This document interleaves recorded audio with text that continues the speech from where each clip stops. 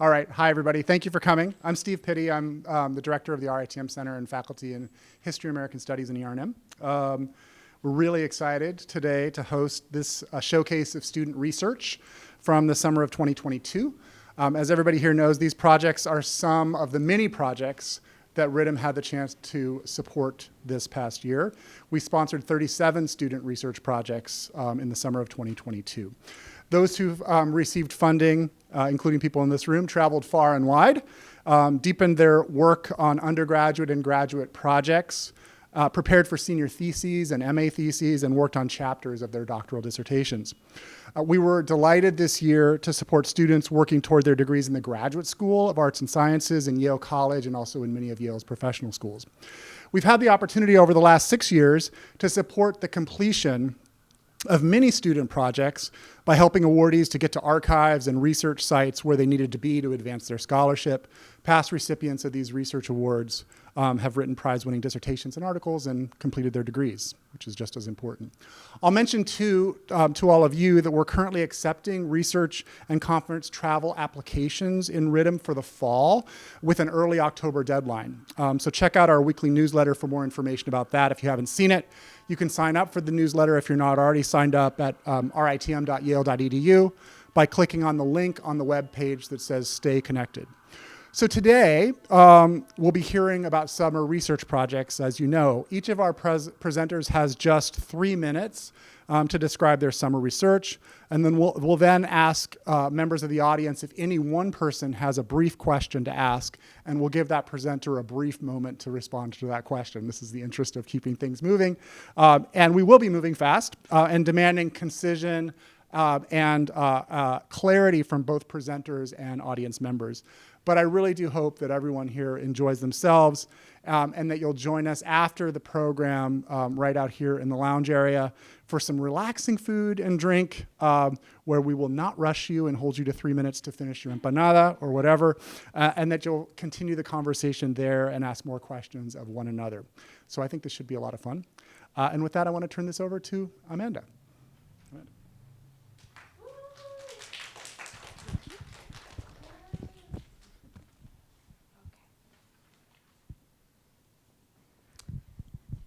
Can I start? Okay. Embarking on my summer internship in Puerto Rico with the Archivo General, I wanted to find connections between the island and my specific region of interest, Connecticut, as it pertains to Puerto Rican diaspora. My reasons for going were also a little selfish. Being a Puerto Rican raised on the mainland, I've always wondered whether I could claim Puerto Rico as a site of belonging. Participating in this internship then fulfilled both a personal dream of spending extended time on the island and a professional dream of conducting research in Puerto Rico. The internship with Archivo General in San Juan, a collaboration between Yale, my alma mater, Rutgers University, and the University of Puerto Rico, included 5 other student interns: Ana Calderón, Gabriel Rivera Cotto, Rosa Cordero, Mónica de Jesus, and Verónica Muñoz. Led by Director Hilda Ayala and Archivist Pedro Roig, we sorted through documents from the Puerto Rico Industrial Development Corporation, or PRICO, which under Operation Bootstrap provided tax exemptions to mainland businesses in the 1940s through the 1990s. That opened factories in Puerto Rico to rapidly industrialize the island and stimulate its economy. Multiple companies took advantage of this colonial capitalist project, including quite a few from Connecticut. I found correspondence with the Hamilton Manufacturing Company, likely a recording equipment manufacturer here in New Haven, the Emhart Corporation in Hartford, Union Carbide, which is a chemical corporation in Danbury, the U.S. Time Corporation, or watchmakers in Waterbury, and the Orange Pulp Company, Valve Corporation of America, and Warnaco Inc., all in Bridgeport. In addition to making these Connecticut-Puerto Rico connections, I also got to visit the Colección Puertorriqueña at UPR's Rio Piedras campus in my off time to explore one of my other research interests, Puerto Rican student activism and education reform. I collected data of a student-led strike in 1981 over tuition hikes at UPR, data which I anticipate using in a future journal article or dissertation chapter. In all, this internship was crucial to my research interest in diasporic studies, in that I had the opportunity to challenge the narrative of Connecticut as merely the passive receiver of Puerto Rican migrants. Rather, Connecticut actively shaped the very socioeconomic conditions in Puerto Rico, which prompted migration to the mainland. Likewise, gathering data about the UPR strike in 1981 enabled me to see the dynamism of Puerto Rican student activism in the late 20th century. And even though mainland and island student activists were fighting for change an ocean apart, or really a sea apart, from one another, overlaps in their respective advocacy demonstrate potential for intercommunal influence, however indirect. Thank you very much for your time.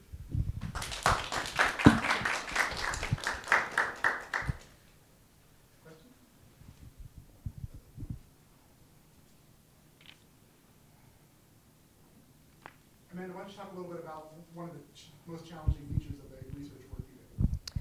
One of the most challenging features, so I think for me, Spanish is my second language, and while I knew going there that I would need to brush up on it, I think for sure it was a challenge, both really trying to get a grasp of the documents I was looking at, and then also being able to communicate confidently with the fellow archivists. I think the first couple of weeks were just kind of trying to psychologically wrap my head around, okay, it's going to take time for the Spanish to kind of pick up. It's going to take time for me to really feel comfortable with these archives, and that is part of this process, and it's an uncomfortable process, but I need to be okay with that process, so yeah. Thank you. Hey everyone. So my tentative project is called Corrugated Surrogacies, Cardboard Kinships in the War in Vietnam. And it looks at the history of transnational migration and adoption through the everyday object of the cardboard box.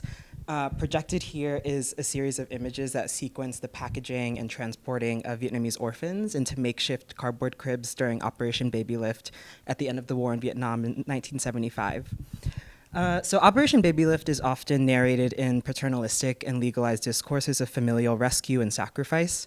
Oftentimes, these narratives take place as interviews with or as oral histories from adoptee survivors of Operation Baby Lift who have been able to reunite with their families and or reflect upon their experiences assimilating to America. These stories bookend Operation Baby Lift, starting with 1975 and following now into the present. However, as much as these interviews and oral histories index and humanize refugee experiences of memory, trauma, and amnesia, such genres of storytelling are simultaneously delimiting when considering the fact that dozens of orphans either died in transit or that thousands of other personal stories are lost from the record as well. So thus, I took this summer to turn to the cardboard box as my primary archival object of choice, as a material that continues to linger and litter in the landfills and military bases across the Trans-Pacific, in order to re-narrate the history of Operation Baby Lift. By shifting our attention away from the more obvious contents of the cardboard box to instead the form of the crib itself, I'm more interested in extending this history of Operation Baby Lift beyond 1975 as a means to trace a broader genealogy of US militarism and its mechanisms. By shifting our focus from the babies to the boxes themselves, we are able to spot a minor but telling detail, that of the V3C marker, which is highlighted in the red circles. This V3C label indexes a military-grade cardboard box specifically commissioned by and designed for the US government in the efficient transportation of wartime goods, meaning that the cribs that you see here that were used to house the orphans were and still are the same cases that are used to haul wartime supplies such as ammunition and lunchbox rations since World War II. This subtle detail led me to a series of university archives from Cambridge to New York with the support of RITM and the WGS program, through which I learned that throughout the 20th century, the United States commissioned a series of material science engineers and business academics and nutritionists to constantly optimize the production of cardboard. Starting with the individual meal kits the government constructed to feed its soldiers since World War II to the cardboard cribs used to house its racialized victims during the war in Vietnam, the state-sanctioned care was not simply a matter of ethics and emergencies. Instead, it also involved a careful calculation of finances as markets and militarisms intertwine in the management of imperial intimacies. As I continue to examine how cardboard folds across the history of empire, I'm excited to continue this work at the interdisciplinary intersections between critical refugee studies, supply chain studies, and discard studies, as a means to understand the ongoing effect of cardboard as an ecological as well as an epistemological structure. Thank you.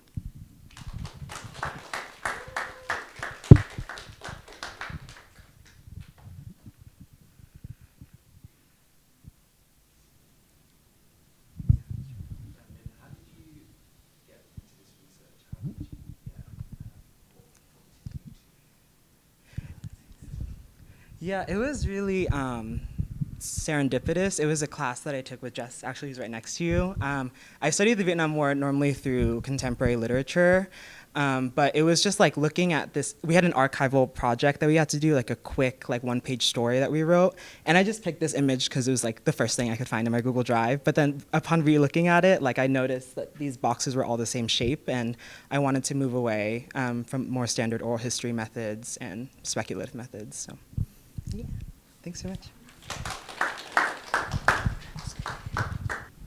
Hi, my name is Ming. I'm a graduate student in the Department of Psychology, and with support from the RITM, I ran a study looking at whether learning new diagnostic information about a person can change people's initial face-based implicit impressions of competence for that person and for people who share similar facial features, and whether people do this differently for targets from different racial backgrounds. And by implicit impressions, we're referring to impressions that are measured indirectly and are less intentional than explicit impressions, which are measured directly by asking people about their opinions. So in our study, first participants were introduced to a competent-looking target, and depending on the condition, the target was from one of 4 different racial groups. They then learned either low competence behavioral information or neutral information about the target and completed a modified version of the affect misattribution procedure, which was used to measure implicit impressions of competence. Because of time constraints, I'll only present what we found for Black targets and for white targets here. So looking at the graphs, the y-axis is the proportion of more competent trials in the affect misattribution procedure, which you can just interpret as people's implicit impressions of competence. So higher values indicate that that people found the person to be high on competence. And the x-axis is the prime type in the affect misattribution procedure. The target is denoted in green. Other competent-looking faces are in red, and control faces are in blue. So the left half of both graphs is when people learned low competence behavioral information about the target, and the right half is when people learned neutral information. So if we first look at the right half of both graphs, we see that the pattern is very similar for both Black targets and for white targets. So when people learned neutral information about the target, they formed implicit impressions of competence based on the face. So both the target and other competent-looking faces were seen as implicitly more competent than control faces. But when people learned low competence information about the target, so now looking at the left half of both graphs, when the target was Black, people did not change their impressions. They still had a high implicit competence impression of the target and of other competent-looking faces. However, when the target was white, people did update their implicit impressions of the target in line with the new behavioral information. But learning low competence behavioral information about one competent-looking person did not influence their impressions of other competent-looking faces. So we're planning to run another version of the study with a larger sample to see if the results would replicate and to explore the possible mechanisms behind this difference. Thank you. Thank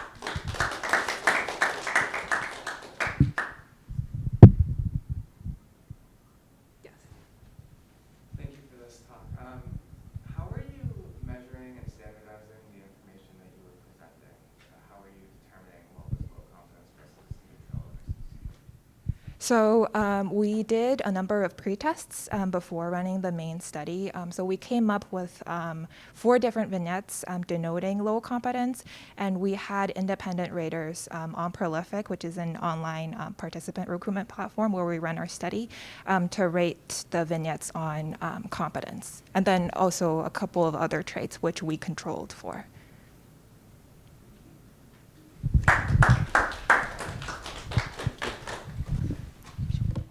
Hi, y'all. So in 1965, Al Ravey, a local civil rights leader in Chicago, reflected on the last 5 years of protest in a speech. He said, 80 days and 72 marches ago, the Chicago Freedom Movement strode into high gear when nearly 400 of us occupied Chicago's streets and thoroughfare on our way to tell Mayor Daley to let Superintendent Ben Willis go. He continued, I'm sure that most of you realize how important it is to overcome here in Chicago. If we win here, it clears the way for liberation of every northern ghetto. Raby, pictured here, had spent the last 5 years as convener of the Coordinating Council of Community Organizations, say that 5 times fast, an umbrella group in Chicago that coordinated across the many civil rights organizations in the city. A former teacher in Chicago public schools, Raby was deeply devoted to the power of education as a liberatory mechanism. He and others believed that breaking into and improving Chicago's public schools would lead to an opening of the city more broadly. But this fight for more equal education didn't just start in 1960.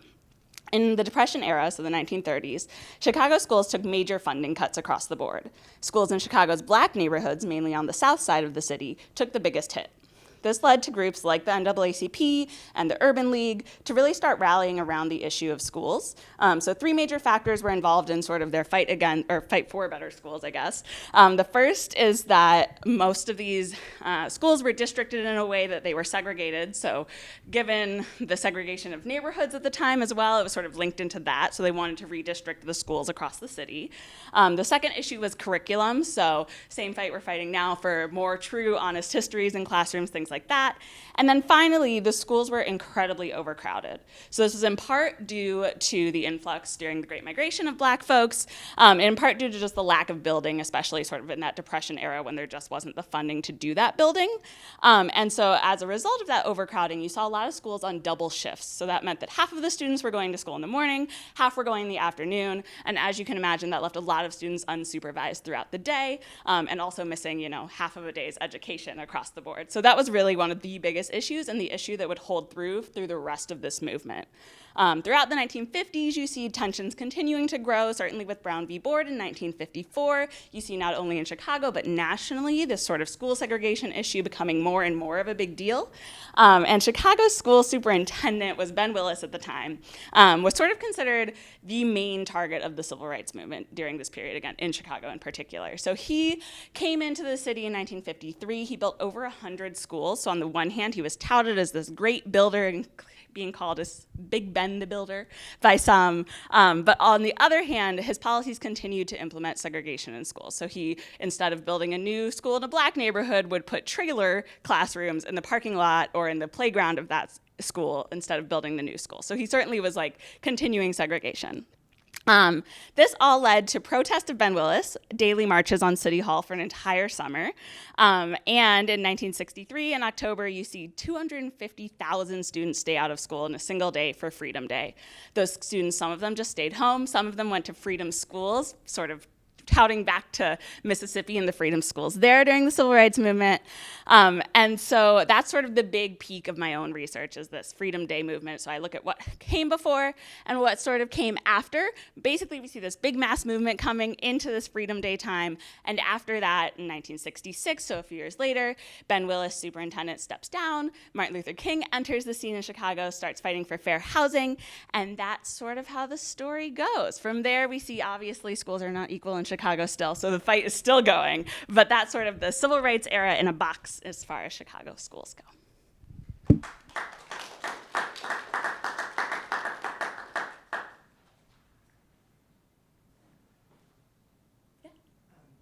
for this presentation. In studying the history of like these sort of movements, I was wondering if you could see any sort of shared or different positions that student organizers or parental organizers played with each other when like organizing the walkouts or when organizing. Yeah, so there's like a lot of different groups that play in Chicago for sure, and across the board, but certainly in Chicago, there's different neighborhoods, there's different groups of people. You see teachers organizing, you see students organizing, you see parents organizing, and then you sort of see these like civil rights people who they're like professional organizers, some of them, right? And so with students, I think you see them fighting really particularly in the later period for the most part, so in the sort of 65, 66 era. But you start to see high schoolers starting to fight really hard in those issues of like curriculum, or they want better lunchrooms. So really distinct things, I guess, as opposed to these civil rights organizations that are a little more broad in what they want, right? They want to change the policies in the city, and these other, like the high schoolers, for example, really want to fix the one thing that's happening in their high school. So that's, I guess, the biggest difference, I would say. So hi everyone, I'm Amanshi. I'm a second-year master's student in the Council of East Asian Studies, pursuing anthropology. Today I want to quickly walk through my ethnographic fieldwork exploring African migrants' experiences in Yiwu, China. So first, where and what is Yiwu? Yiwu is one of the satellite cities of the metropolis Shanghai. It is not a big city, but it has the largest wholesale market in the world, with over 75,000 stores. Not surprisingly, Yiwu is a gathering place for traders, especially those from African countries seeking cheap made-in-China goods. In 2018, there were over 3,000 African permanent residents living there. But the pandemic has changed many things. Many African traders were either deported or voluntarily left because of China's COVID containment policies. My own research was forced to end early due to a sudden lockdown in the city. Still, for 1.5 months, I worked with 8 African traders from Nigeria, Ghana, Benin, Uganda, Somalia, and Senegal, and used participant observation and semi-structured interviews to understand their migratory experiences. First, what my informant and I discussed most were the insecurities, anxiety over mobility. China's travel ban has prevented non-citizens from entering the countries, while these traders' work hinges on mobility. Running logistics businesses, they used to receive African buyers flying to China frequently. However, as no more buyers are traveling to China, and online wholesale entities such as Alibaba have expanded into African countries, many of these traders expressed a sense of precarity, seeing their position as middlemen destabilized. But I found that by maintaining good reputation and capitalizing on the mutual suspicion between African clients and Chinese business owners, these middlemen were still able to navigate the pandemic because of their social capital. Race and racism also emerged as central topics. In my work, rather than treating race as a static notion, I study it as an interactive process in which different groups of people interact in a highly contingent manner that shapes the idea of race and racial experiences. In Yiwu, I found that racism, especially against African males, has been linked to mythologies about Black males' hypersexuality. At the same time, even though many Chinese business owners see the presence of African traders as a hallmark of China's globalization, they also treat the presence of Blackness as a sign of China's temporary entanglements with the third world and even barbarianism that needs to be eradicated in order to fulfill their fantasy of China becoming a first world country. Despite my short time in Yiwu, the topics I explore, there are ones that I will continue to explore in my MA thesis. Thank you so much.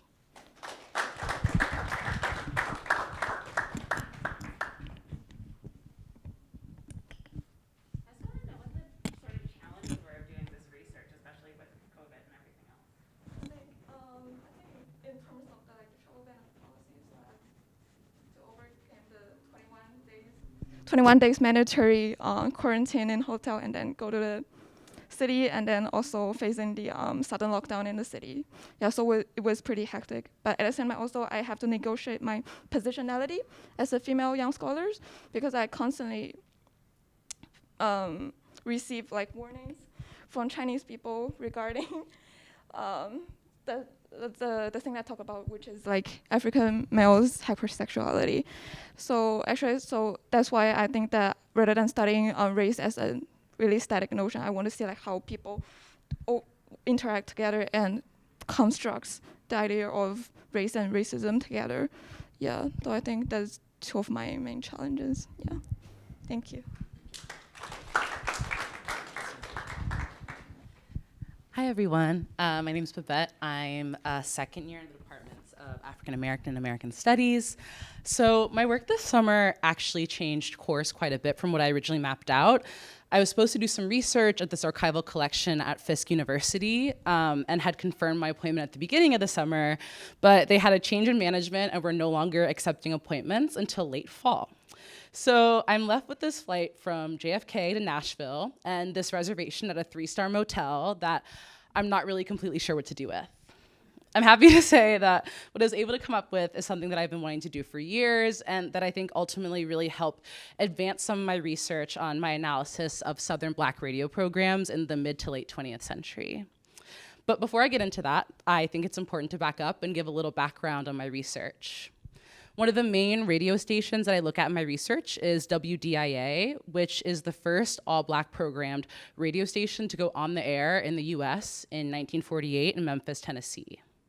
So in my research, I analyze recordings of WDIA and draw up the intimate relationships between Black hosts and Black Memphis listeners. I analyze these recordings through the lens of affect and haptic theory and think about what it means that WDIA provided material comfort to those living amidst the state-sanctioned violence of a segregationist regime.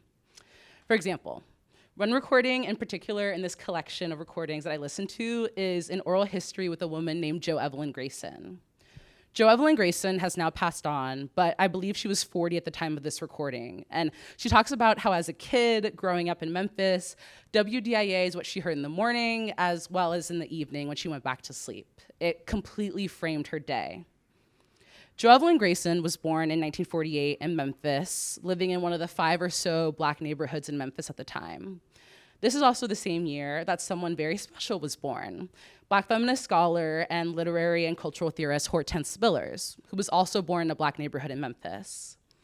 During Professor Spillers' time in college, while she was protesting for the integration of diners through sit-ins, Hortense Spillers, or Tensi as her family calls her, also found the time to be a radio DJ at WDIA.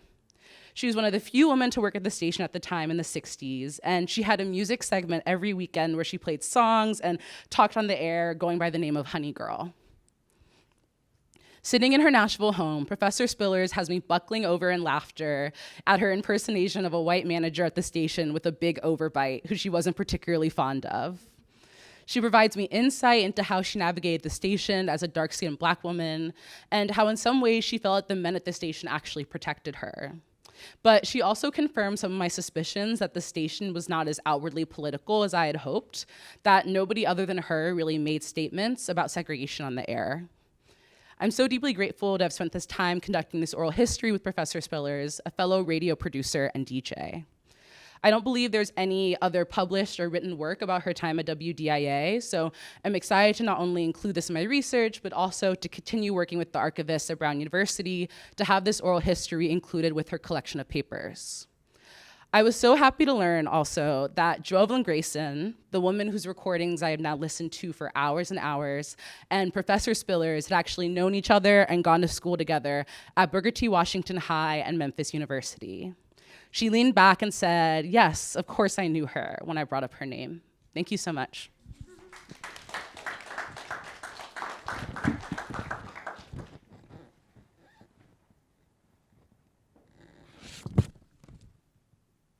Yeah, of course.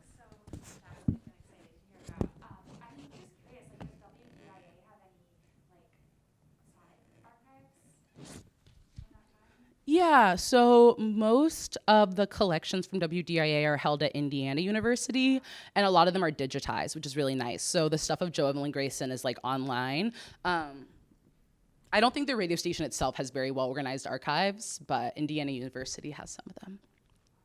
Yeah, awesome. Thank you so much. Hi, everybody. So before, hello, does this work? Oh, okay.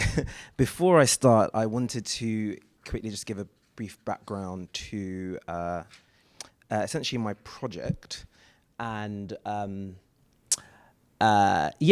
just kind of, and also my what I do here. So I am a second-year PhD student in anthropology. I also will be taking the WGSS certificate. Yeah, my larger project, as you can see, oh, you're actually starting. Oh, okay. I didn't realize.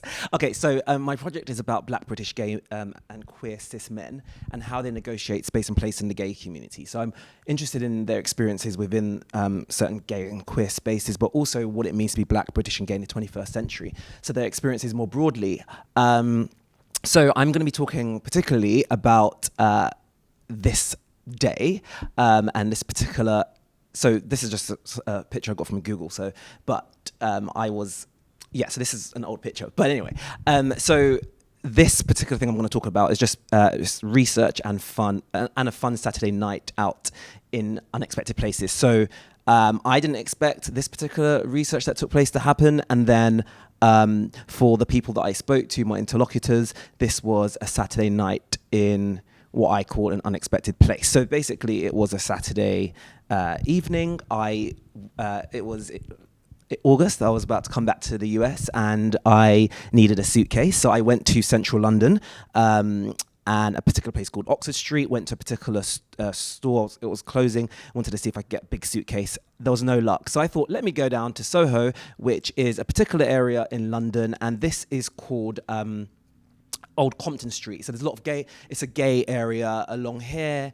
Also, like, just lots of gay spaces and clubs and bars. Anyway, so I was walking down the street. I went to this bar and I just stood outside and was watching and wanted to see if, I could interact with people, but it was very, very busy. It was late at night, like 10 o'clock in the evening.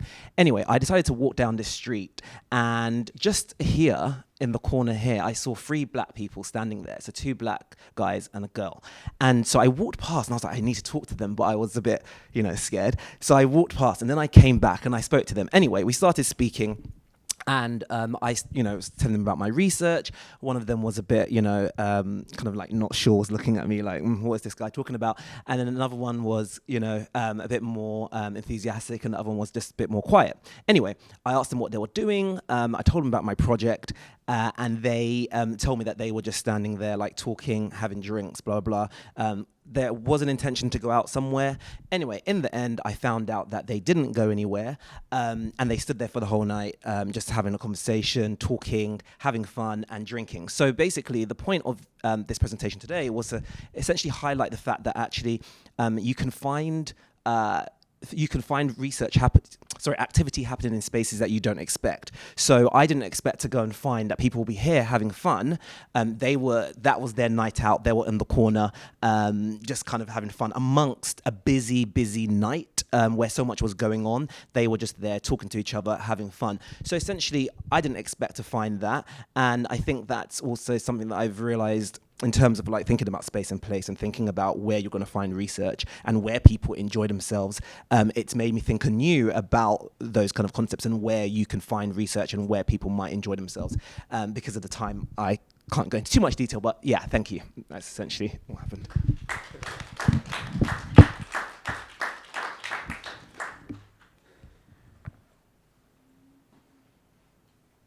Roy, did this change any of your thinking about your project? Yes, it did. Because as I said, I didn't expect. Oh, sorry. Yes, it did, because I didn't expect, as I was saying, to find. I didn't think about the street as a site of research. Basically, I went initially to on this street. There's a club called GAY, which is quite famous actually.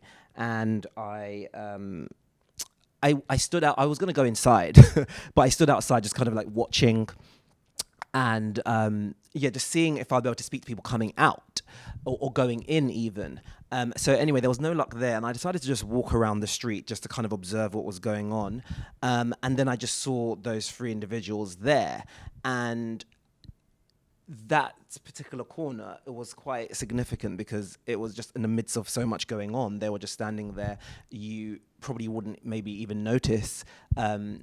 If I wasn't paying attention, I probably wouldn't have even noticed. So it has changed my mind in the sense of maybe going around when I walk on these streets, so maybe actually just speak to people on the street instead. And I never thought about that. And so it's got me thinking about maybe observing more street action, because a lot of things actually do happen on the street. So there was more to the story as well, but obviously I didn't have as much time, but it definitely has made me think anew about different spaces in which you can research and maybe even find interlocutors. So thank you. Hi everyone, my name's Thomas and I'm a second year in a PhD in History, Science, and Medicine and Early Modern Studies. So what if I told you that poisonous snakes, infectious diseases like rabies, and transatlantic chattel slavery all converged in the development and collection of some of the world's first standardized sets of biomarkers?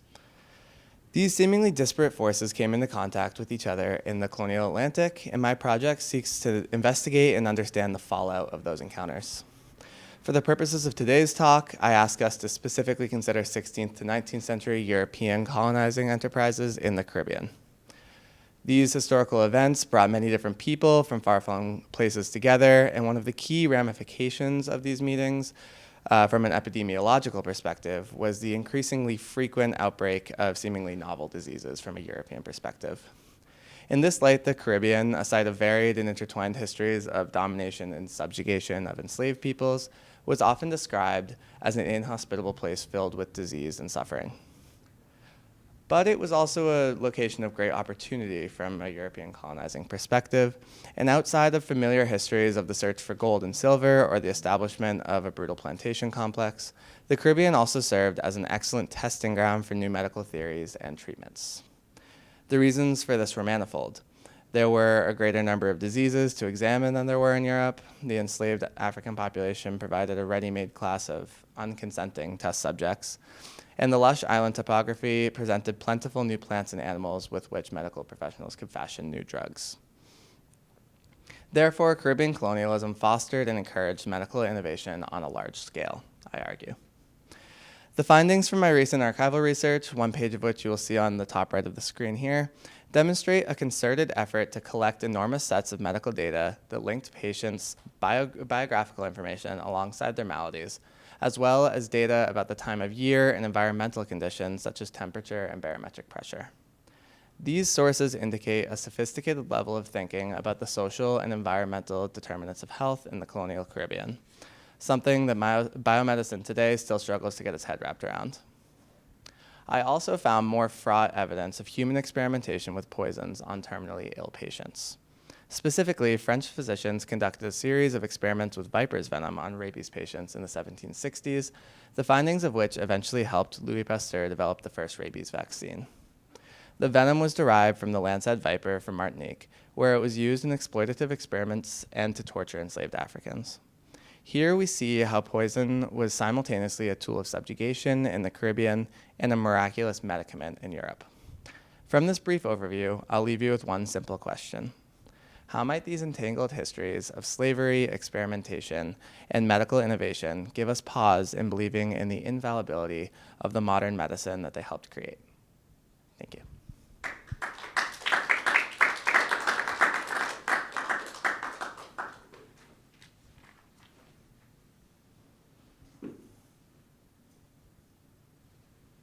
So I see a picture there in the corner, but like, what are some of the kind of like archival like sources and documents that you use to like think about like this? Yeah, so it's a variety of things, from treatises on like what a disease actually is and how you might get infected, because that was up for debate, but also these statistical tables based on trying to like determine whether climate actually does impact somebody's susceptibility to disease, and then also transcripts from medical experimentations themselves. Yeah.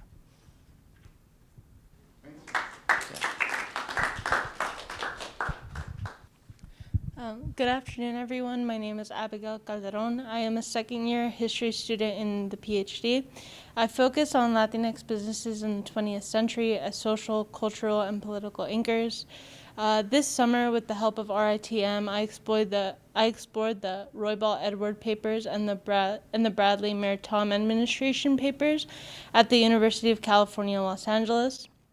I wanted to take the opportunity to examine these collections in conjunction, to research the period between the Federal Highway Act of 1956 and the Rebuild LA program created by then Mayor Tom Bradley to rebuild Los Angeles after the Los Angeles uprisings. In order to study urban disinvestment and reinvestment, specifically how Latinx and small businesses reacted to changes in government spending. Although I had intended to spend equal amounts of time on both collections, I ended up focusing a majority of my time on the Bradley collection because it centered businesses as the backbone of Los Angeles. With this, 3 different themes emerged. One was the language that the city of Los Angeles employed after the Los Angeles uprisings in order to establish diversity as a positive strength and itself as a microcosm of the nation in order to continue to attract business. 2 was how they treated the homeless population during their efforts to re-centralize LA's downtown business district. And finally, how Latinx businesses were writing to express different social and political concerns during this time. For instance, I included a letter from the Mexican Grocers Association that wrote to express discontent after a government agent from the INS came to give a talk and implied that immigrants were drug dealers. This is exemplary of how different businesses were not only writing about fiscal concerns, but also about social and political concerns.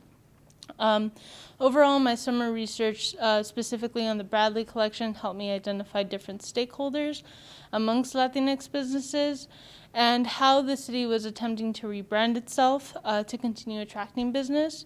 And finally, how it was prioritizing different businesses and different people in order to attempt to re-centralize. And the Roybal collection allowed me to get some context on the Federal Highway Act. Thank you very much.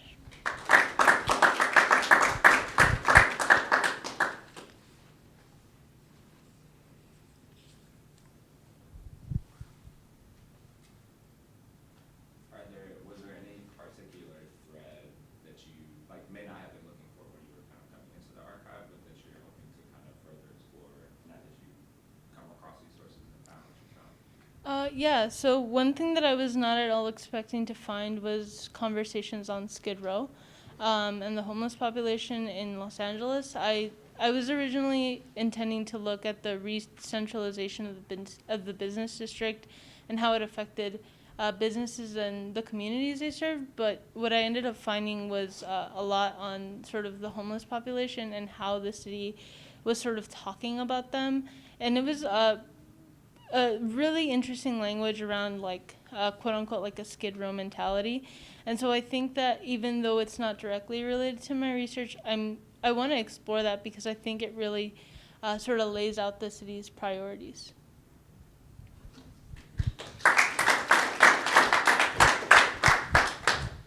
Hi, everyone. Thank you for being here. My name is Jess, and I'm a second year in the history department. And I'm going to be presenting on some of the archival material that I saw this summer while I was back home at the University of Miami, at the Cuban Heritage Collection specifically. So pictured here are some donation cards that were mainly in circulation spanning through the 1960s up until the 1980s, which were considered the peak years of La Guerra por los Caminos del Mundo, or the war across the paths of the world, or kind of like the war against communism across Latin America and the Caribbean as it was deployed by anti-Castro Cuban exile terrorist organizations. So I'm going to be focusing on Alpha 66 today, which is all of the donation bonds, they're all sponsored by that organization specifically, which was founded in 1961. And the organization whose collection had the most amount of boxes and I was able to focus on the most this summer.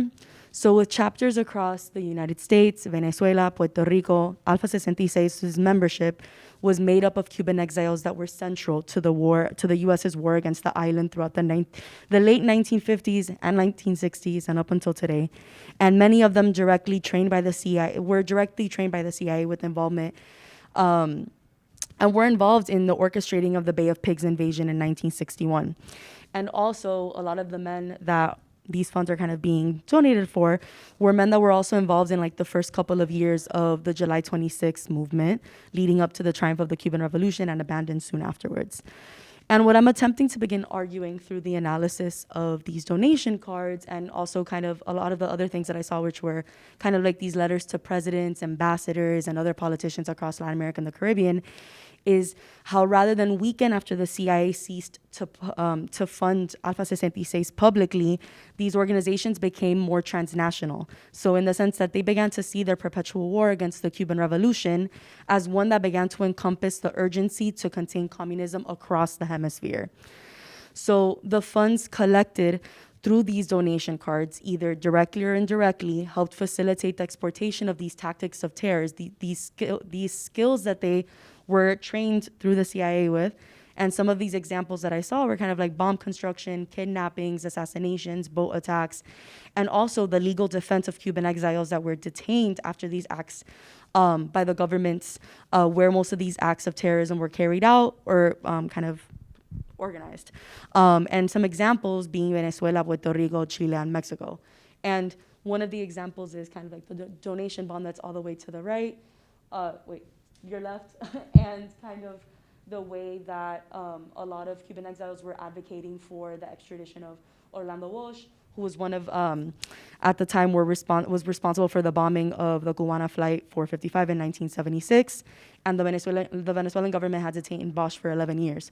So some of the questions that I'm thinking about is the language that is used in these donation cards and how Cuban exiles were reacting to these acts of terrorism, both Cuban migrants that were living across Latin America and the Caribbean, specifically Costa Rica, Panama, and Venezuela, during the 1970s and the 1980s, and how exiles in the US were also reacting to those trials.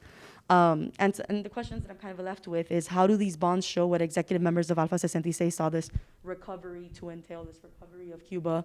And yeah, kind of tracing what invasion meant, what invading Cuba meant throughout the 1970s and the 1980s, and how it involved right-wing movements in countries like Venezuela, Costa Rica, and Panama.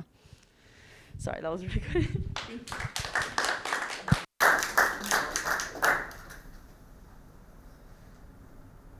This is so cool. I love your archival study here. I was wondering if you could just share more about some of your initial observations about the differences or similarities in language across all of these various archives, and maybe if you thought of the different iconography too.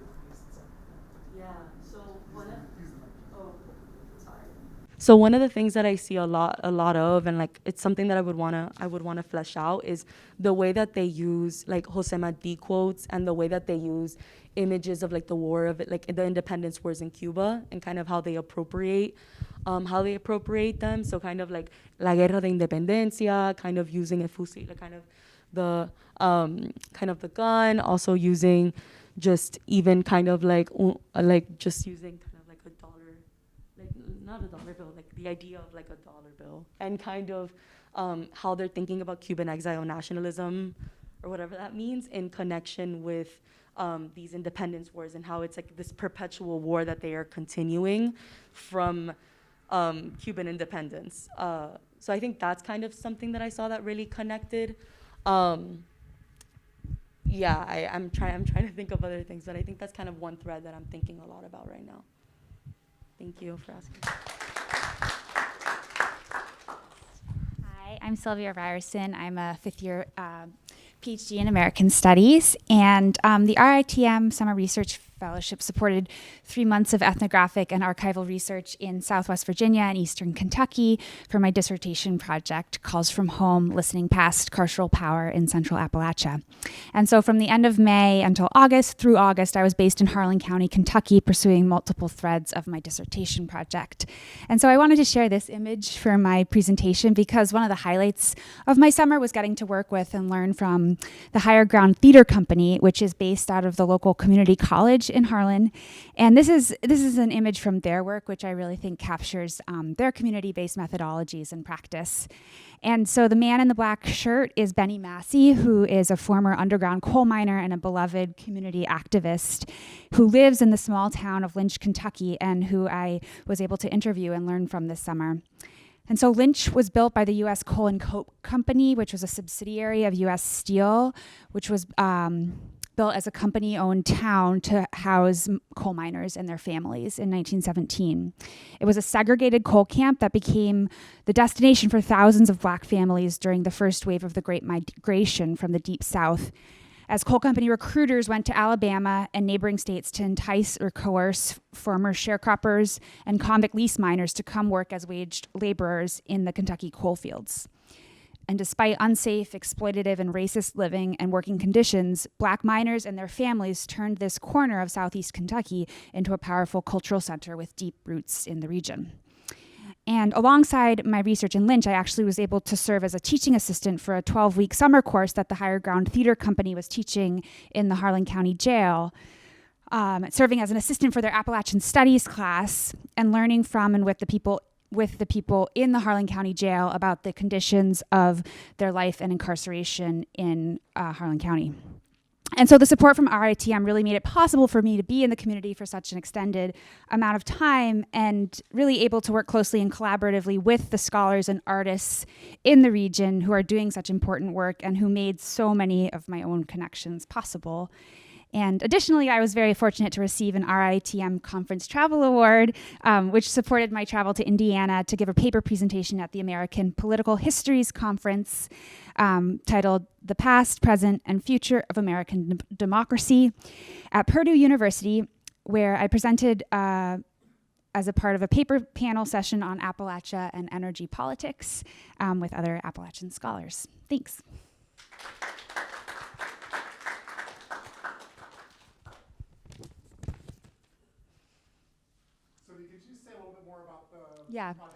Yeah. Yeah. And so I sort of had to jump between really, I was sort of, the research I was doing in Lynch is sort of part of chapter 2 of the dissertation, and then teaching in the Harlan County Jail is part of chapter 5. And it's looking at these different nodes of the carceral state in central Appalachia, including state prisons, federal prisons, the county jail, and tracing that back to the roots of convict lease labor in Alabama. And so, obviously the afterlives of slavery and many other systems of extraction in the region. And so I think in a way what I was trying to balance, and what sort of both histories are present in Harlan County, is both these deep roots of Black migration into Appalachia, and sort of how race relations at the turn of the century structured labor relations in Appalachia throughout the century, and then also how those foundations have also created the conditions of possibility for the kind of jail expansion that's happening there today.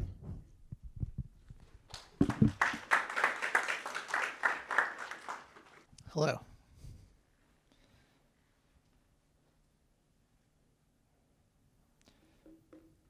My name is Josh. I'm a second-year history PhD.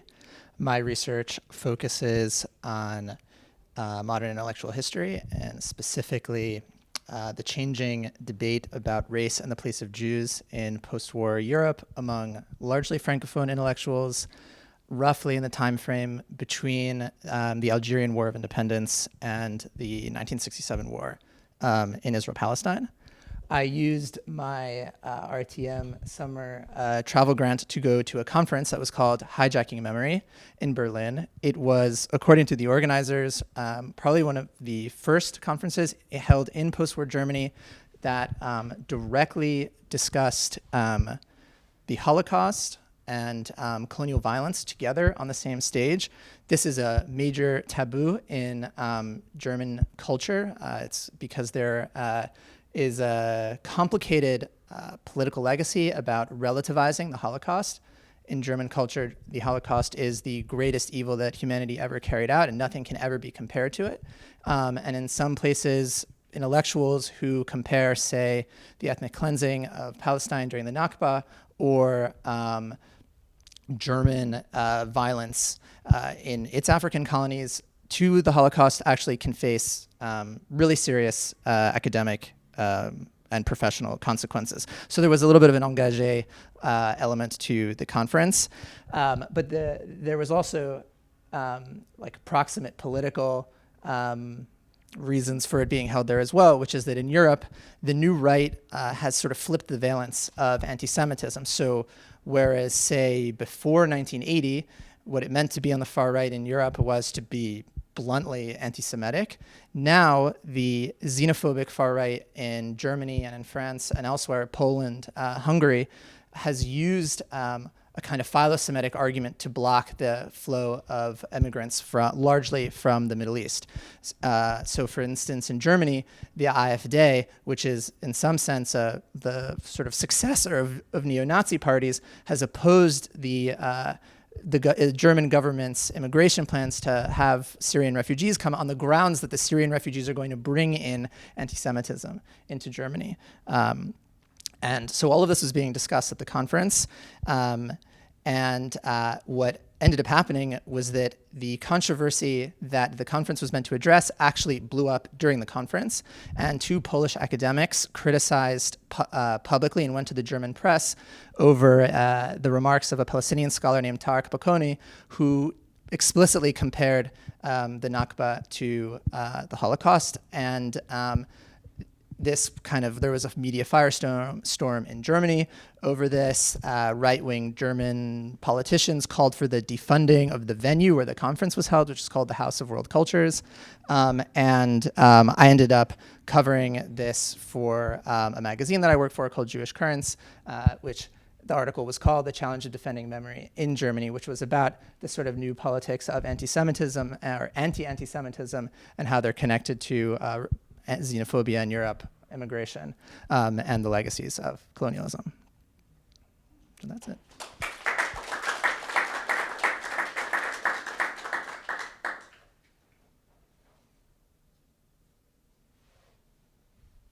Go ahead.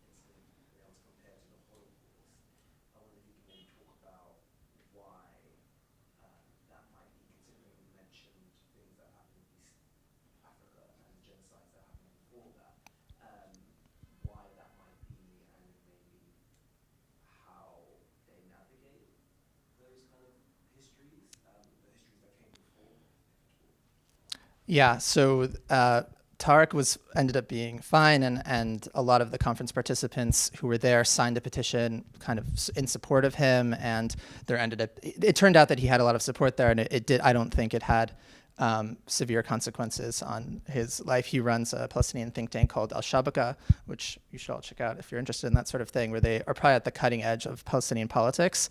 As for like the German sort of relativization debate, this sort of it blew up in the 80s at first, because initially the comparisons were between, was it possible to compare the Soviet Gulag system to the Nazi camp system? That was like what was sort of the first historians' debate in Germany, and that's kind of where things were. And generally was a far-right talking point to compare, because right-wingers who maybe or maybe not had some kind of Nazi affiliation were saying, look, the communists also had camps, so it's not just the Nazi thing. It was also it's like there were bad guys on both sides. That's the background for why the politics of comparison is very hard, but also the part of Germany's rehabilitation into the family of nations after its unification has entailed the German state being explicitly Zionist. So part of the Germans, what Germany conceives of as its national interest is the protection of the sovereign state of Israel. And so that makes, say, discourse about the Palestinians, or really any kind of anti-colonial politics, not just kind of, it makes it a threat to what the state has conceived of as its raison d'etre, basically.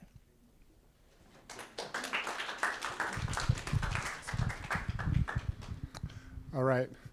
Thank you, Josh. Thank you, everybody. Really appreciate all the presenters sharing their work. This is the kind of work that we want to continue to support, so we hope you will come back and continue to seek support here in RITM. In that spirit, I'll also invite you to come on Wednesdays. We have Writing Wednesdays from 9:30 to 11:30, and intend in the weeks to come to have coffee and breakfast food, and hope that you and others will gather here and do some of your own writing. And that you'll continue to see one another, because I think one of the things that I so appreciate in listening to you is the reminder of how much we all have to learn from one another, that after all, much of our education really does come horizontally, if you want to think about it that way, from one's peers and the people who are doing some of the most important research on campus. So with that, thank you so much. We invite you out. We actually have some food for you, and we hope that you continue the conversation there. Thanks again.